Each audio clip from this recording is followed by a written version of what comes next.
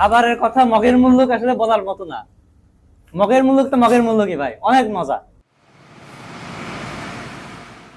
ঝিনাইদহ কুষ্টিয়া মহাসড়কের আমতলা নামক স্থানে রাস্তার পাশে হোটেলটির অবস্থান। হোটেলটিতে প্রতিদিন বিকাল ৩টা থেকে রাত ১০টা পর্যন্ত চলে বেচাকেনা।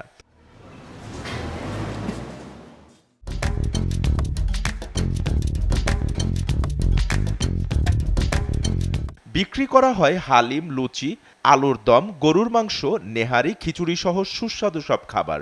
এমনকি ১,০০০ টাকা কেজিতে রান্না করা গরুর মাংস, ১২০ টাকা খিচুড়িও বিক্রি করা হয়। ঘরোয়া পরিবেশে রান্না করা সুস্বাদু এসব খাবার খেতে প্রতিদিন ভিড় করেন ঝিনাইদহ সহ আশপাশের বিভিন্ন জেলার মানুষ। খাবারের কথা মগের মুল্লুক আসলে বলার মতো না। মগের মুল্লুক তো মগের মুল্লুকই ভাই, অনেক মজা, অসাধারণ।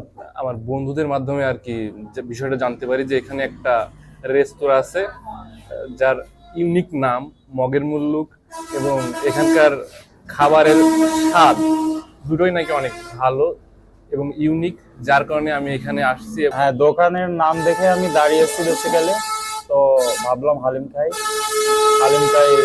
মাংসের কোয়ালিটি একটু বেশি ছিল আমার মনে হলো। না, খারাপ না, আমার কাছে ভালো লাগছে।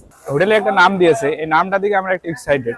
তো এখানে আসছি, এখানে খাবারের মান টানগুলো সবকিছুই ভালো, এবং মানগুলো মানে খাবারগুলো সব ঘরোয়া কায়দায় তৈরি।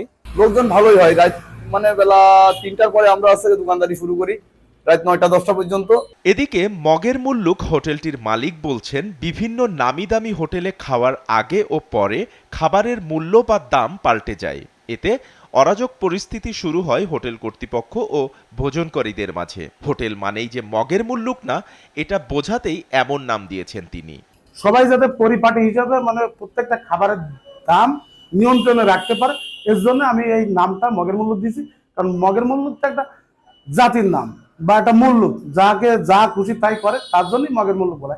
কিন্তু আমি এই মগের মুল্লুকটা যাতে দেশের সুন্দরটা আমি ফুটাই তুলতে চাচ্ছি। SA TV digital.